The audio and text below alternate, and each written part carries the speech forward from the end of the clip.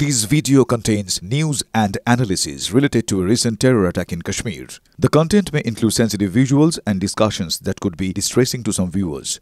Viewer discretion is advised. We strongly condemn all forms of violence and terrorism. The purpose of the content is solely to inform and create awareness based on verified reports.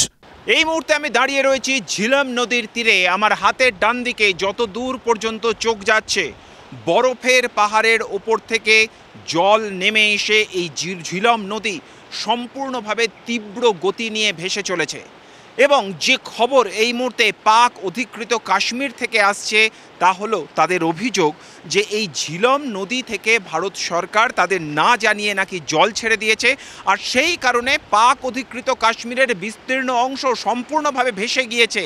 সেই এলাকার মানুষের চাষ আবাদ জীবন জীবিকা বাসস্থান সব কিছু নাকি ভেসে গিয়েছে। কিভাবে তারা প্রাণ বাঁচাবেন সেই লক্ষ্যেই সেই চিন্তাতেই এই মুহূর্তে তারা দৌড়দৌড়ি করছেন। এই মুহূর্তে যে জায়গায় আমি দাঁড়িয়ে রয়েছি ঝিলম নদী যেভাবে এখানে স্রোতস্বিনী তাতে ভারত সরকার কিন্তু একবারের জন্য স্বীকার করেনি যে ভারতের দিক থেকে পাকিস্তানকে না জানিয়ে আন্তর্জাতিক চুক্তি অনুযায়ী কোনো জল ছাড়া হয়েছে কিনা। কিন্তু এই জলের যে স্রোত এই জলের যে তীব্রতা এবং যে ডেভেলপমেন্টের খবর এই মুহূর্তে পাকিস্তানের মাটি থেকে আমাদের কাছে আসছে তাতে কয়েকটা সম্ভাবনার জায়গা অবশ্যই আমাদের সামনে এই মুহূর্তে স্পষ্ট হয়ে যাচ্ছে।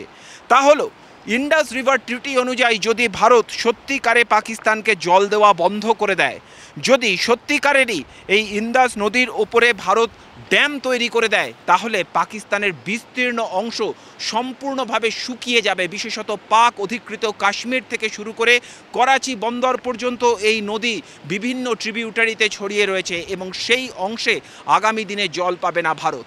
আর ঠিক যেভাবে এই নদী এই মুহূর্তে বয়ে চলেছে যদি এই নদীগুলোর ওপর ড্যাম তৈরি করে দিয়ে ভারত তার ইচ্ছে মতো যখন তখন জল ছাড়তে থাকে তাহলে পাকিস্তানের বিস্তীর্ণ অংশে যে চাষ আবাদ জনপদ রয়েছে তা চোখের নিমেষে ভেসে যাবে।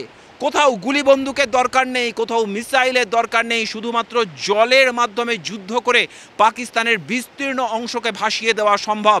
আর আজ এই ঘটনাটাই কার্যত একটা ঝলকে দেখলো পাকিস্তান। ফলত তারা এক্ষেত্রে সবক শিখবে কিনা এখন সেই প্রশ্নটাই সবথেকে গুরুত্বপূর্ণভাবে সামনে আসছে। ঝিলম নদীর পাড় থেকে ক্যামেরায় রাহুল সিংয়ের সঙ্গে জ্যোতির্ময় কর্মকার, TV9 বাংলা।